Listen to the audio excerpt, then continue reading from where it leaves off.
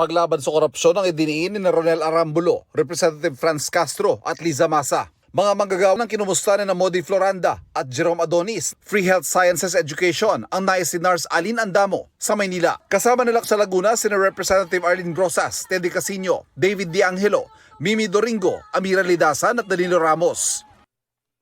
Nangampanya sa Cotabato si Senator Bong Revilla. Si Representative Bonifacio Busita, ligtas sa pagmamaneho ang advokasya.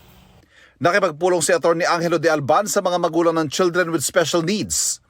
Nag-motorcade sa ilang lugar sa Metro Manila sina Senator Bato de la Rosa,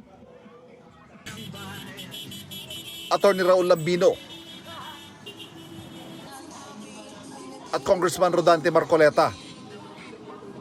Kapakanan ng urban poor ang idiniin ni Senator Bongo sa Makati kasama si Philip Salvador. Nais si Senador Lito Lapid na panatilihin ang mga traditional jeepney. Sa Iloilo, ibinida ni Kiko Pangilinan ang kanyang track record.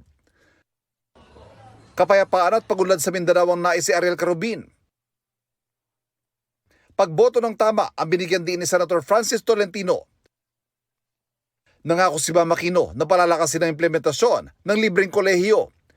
Patuloy namin sinusundan ang kampanya ng mga tumatakbong senador sa eleksyon 2025.